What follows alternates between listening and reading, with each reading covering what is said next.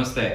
ಇವತ್ತು ಒಂದು ಇಂಟ್ರೆಸ್ಟಿಂಗ್ ವಿಷಯವನ್ನ ತಮ್ಮ ಹತ್ರ ಹಂಚ್ಕೊಳ್ಳಿಕ್ಕೆ ಇಷ್ಟಪಡ್ತೀನಿ. ನಮ್ಮ ಹತ್ರ ಒಂದು 45 ವರ್ಷದ ಒಬ್ರು ಅಡ್ವೊಕೇಟು ಚಿತ್ರದುರ್ಗದಿಂದ ಬಂದಿದ್ರು. ಅವರಿಗೆ ಕೆಲವು ಸಮಸ್ಯೆಗಳಿತ್ತು. ಮೇನ್ಲಿ ಆ ಒಂದು ಸಾಂಸಾರಿಕ ಸಮಸ್ಯೆ ಮತ್ತು ಬೇರೆ ಸಮಸ್ಯೆಗಳಿಂದ ಅವ್ರು ಆಲ್ಕೋಹಾಲ್ಗೆ ಅಡಿಕ್ಟ್ ಆಗಿದ್ರು. ಆಲ್ಕೋಹಾಲ್ಗೆ ಅಡಿಕ್ಟ್ ಆಗಿ ಆಲ್ಮೋಸ್ಟ್ ಒಂದು 15 ವರ್ಷದಿಂದ ಅಡಿಕ್ಟ್ ಆಗಿದ್ರು. ನಮ್ಮಲ್ಲಿ ಬಂದು ಡಿ ಅಡಿಕ್ಷನ್ ಟ್ರೀಟ್ಮೆಂಟ್ ತಗೊಂಡಿದ್ದಾರೆ. ಡಿ ಅಡಿಕ್ಷನ್ ಟ್ರೀಟ್ಮೆಂಟ್ ತಗೊಂಡು ಈಗ ಸಂಪೂರ್ಣವಾಗಿ ಆಲ್ಕೋಹಾಲ್ ಬಿಟ್ಟಿದ್ದಾರೆ.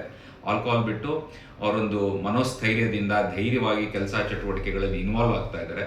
ಬೇರೆಯವರಿಗೂ ಅವರು ಆಲ್ಕೋಹಾಲ್ ಬಿಡಿಸ್ಲಿಕ್ಕೆ ಒಂದು ರೀತಿಯ ಪ್ರೇರಣೆ ಆಗ್ತಾ ಇದ್ದಾರೆ. ಬೇರೆಯವರಿಗೂ ಅವರು ಸಂದೇಶವನ್ನು ಕೊಡ್ತಾ ಇದ್ದಾರೆ. ಸೊ ಅವರ ಮುಖಾಂತರನೇ ತಾವು ಕೇಳಿ ಅವರ ಅನುಭವ ಹೇಗಿತ್ತು ಹೇಳಿ. ನಮಸ್ಕಾರ, ನಾನು ಸಂದೀಪ್ ಅಂತ.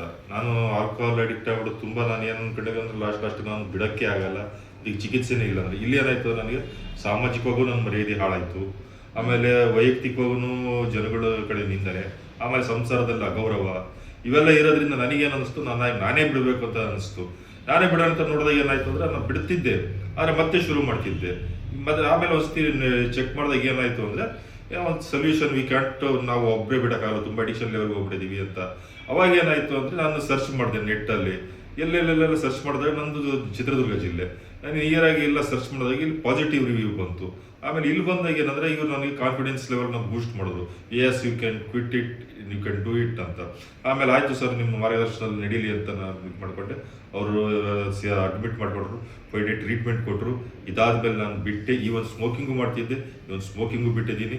ಆಮೇಲೆ ಇದರಿಂದ ಏನಾಯಿತು ಅಂದರೆ ಒಬ್ಬರೇ ಅಂತೂ ಬಿಡೋಕ್ಕಾಗಲ್ಲ, ದಯವಿಟ್ಟು ಹೆಲ್ಪ್ ತೊಗೊಂಡು ಬಿಡಿ.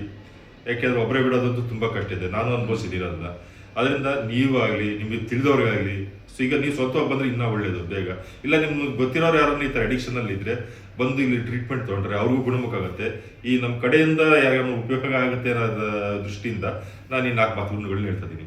Thank you so much.